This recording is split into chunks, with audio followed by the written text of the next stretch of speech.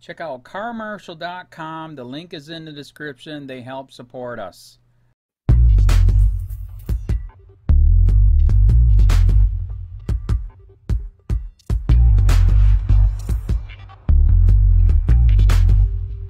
No! God, please, no! No!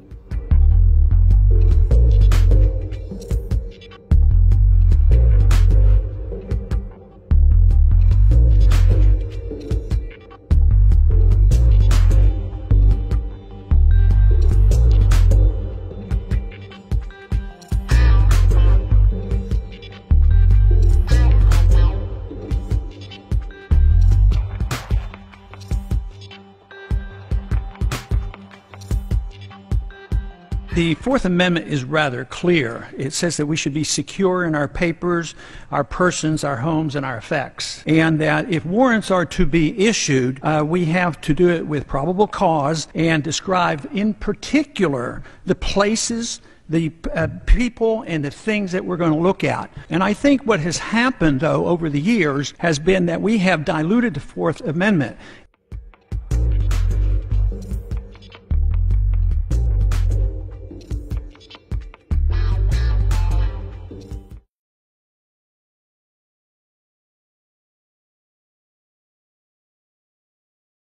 Media silent as Fed committee quietly passes act allowing warrantless searches.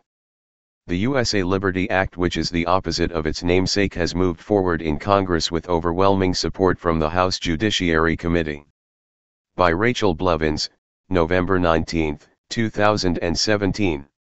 It has been over 1 month since the latest dangerous piece of legislation meant to infringe on Americans' constitutional rights was introduced, and Congress is now moving forward with the bill that will have serious ramifications for all Americans by blatantly violating the freedoms guaranteed by the Fourth Amendment if it becomes law.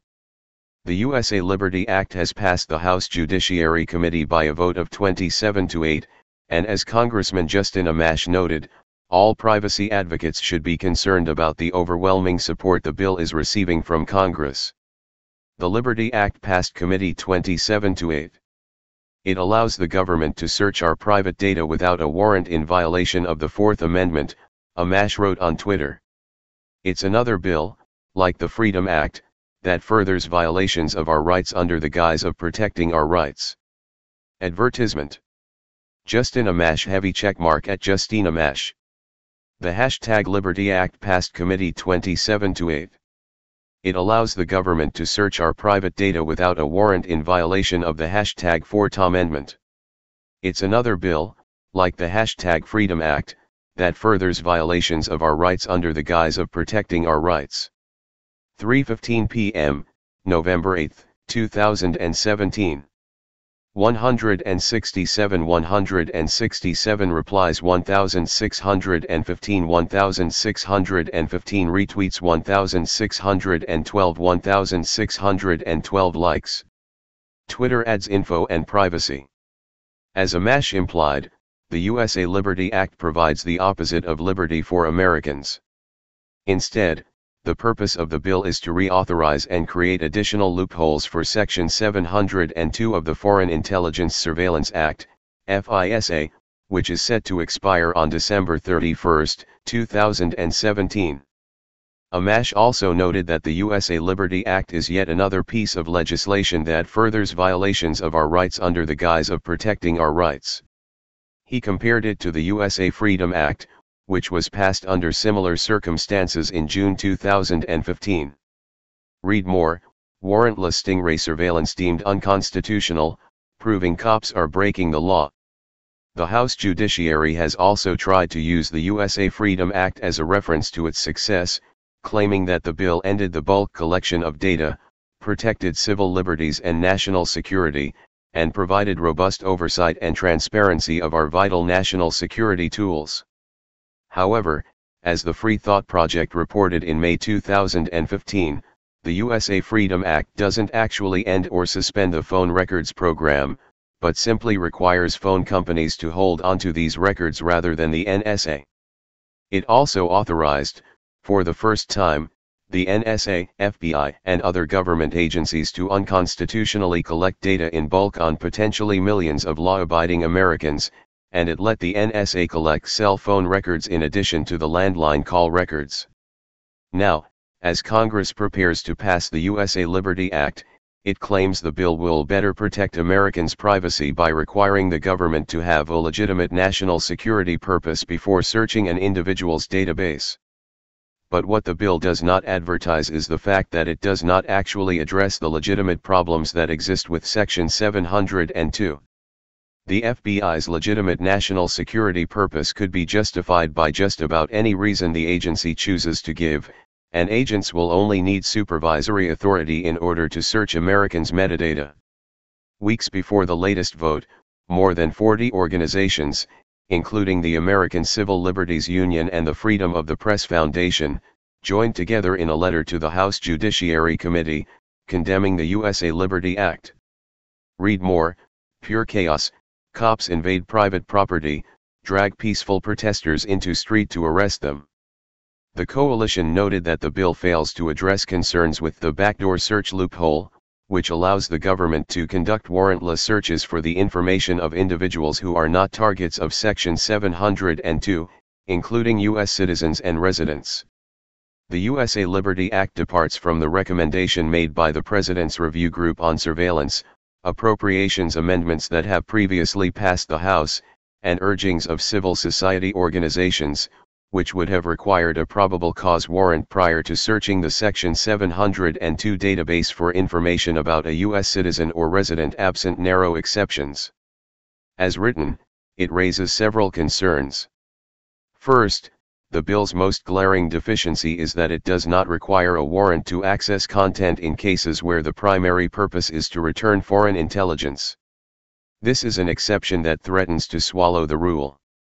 A legislative analysis from the Electronic Freedom Foundation noted that the USA Liberty Act does not institute adequate transparency and oversight measures, it does not deal with misuse of the state secrets privilege, which has been invoked to stave off lawsuits against mass surveillance, and most importantly, it will not curtail the NSA's practices of collecting data on innocent people.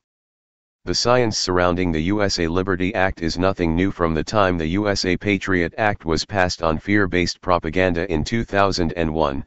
The United States government has used trendy names such as freedom and liberty as an appeal, while working with the mainstream media to politicize any and every tragic attack, in order to convince the American public that they must give up their liberties, in order to ensure temporary security. Hey Charlotte County, this is Charlotte County COPWATCH, and I wanted to explain what fair use is. You can use pieces of news articles if you're doing it for news reporting, you have commentary, and you're doing it for education purposes. So that's what fair use is, as you can see right here. Another reason why I wanted to make this video is to let you know I have just joined with Patreon. A nice thing with Patreon, I make no money on YouTube. They took the money away years ago, and so this is another way to give, and it's a nice thing too because you can give monthly. You can give $1, $5, $10, whatever. I do 4 to 5 hours a day on trying to wake the sheeple up on how corrupt it is and different ways that you can fight the corruption. So Patreon is a way that you can do it, and then of course the old way is still there. Donate to Charlotte County COPWATCH with PayPal or credit card. So keep that in mind. 4 to 5 hours a day. I make no money, but the corruption happened to me and I'm sick of it, so I'm trying to wake people up. But my wife would love it if if we could get some help out there. There's 47,000 subscribers. Just think if each one of you subscribers just gave let's say actually yes, $1 a month. 47,000 subscribers gave $1 a month. That would be awesome. That's not going to happen. But anyways, that would be great if it did happen. But do the math in your head. Just think about it. Like I said, 4 to 5 hours a day. I get no money from YouTube. YouTube has gone nuts. You can't do anything anymore. They're taking the money away everywhere. So these are a couple different ways that you can still help out with all this time that I put in. And as you know, I'm in a special situation where at least I can do it. 4 to 5 hours a day. We have a cleaning company during the day. That's what allows me to do this, and we're debt free. So this is my hobby. I don't go fishing and all that other crap. I try to save the world. So help me out to make the wife happy, man. In fact, if you guys did give $1 a day, and there was 47,000 of you, and you did it, and each of you gave $1, and that was every month, oh my God, yes, I could quit. I could start suing them. Another idea too that we have is, you know, if I got, you know, some funds, we could actually contact everyone that has been ticketed and or arrested and put in jail and start sending them postcards to let them know we're here, and to see if everything went all right, and if it didn't, find out their story. So we could even do more investigations and more lawsuits. Lawsuits take money. So just think about that. You know, 47,000 of you so far right now. You know, $1 a day. I mean, $1 a month on Patreon, or $5 a month Patreon, 10, 20, whatever. Just do the math in your head. Help out. This is a lot of work every single day. Thanks.